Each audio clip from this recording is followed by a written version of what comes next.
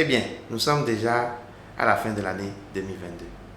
Quoique l'année n'est pas encore entièrement finie, puisqu'il nous reste encore 30 jours à faire pour pouvoir atteindre nos objectifs.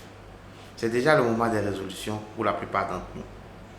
2023 se prépare dès maintenant. Et c'est pourquoi j'ai décidé de partager avec vous ma recette pour prendre des décisions efficaces. Bonjour, bonsoir selon votre fuseau horaire. Décider, c'est disposer en maître par son action ou son jugement.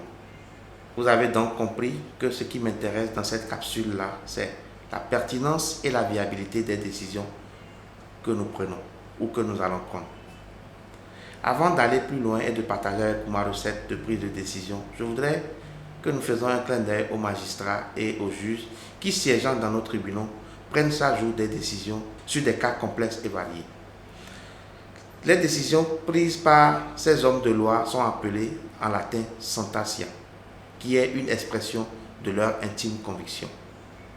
En analysant ce processus, je me suis rendu compte que une décision efficace, c'est celle que nous prenons par notre intime conviction. Une décision efficace, c'est une décision qui nous met en harmonie et en sérénité et est facilement exécutable.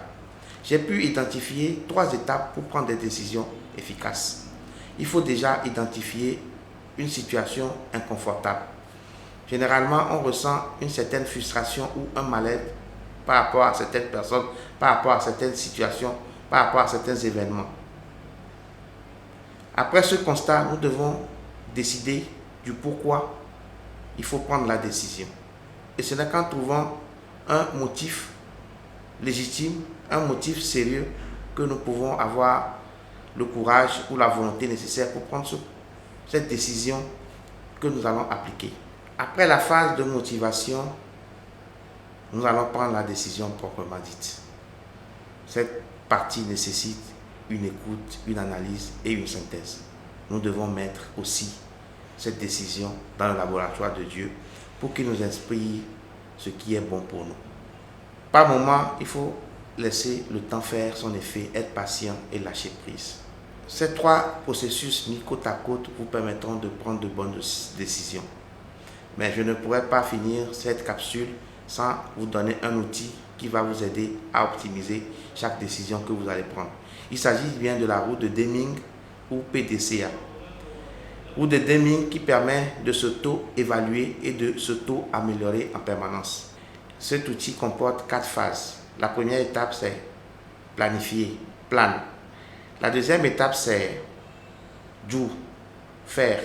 La troisième étape, c'est check, vérifier. Et la 4e étape, c'est act, réagir.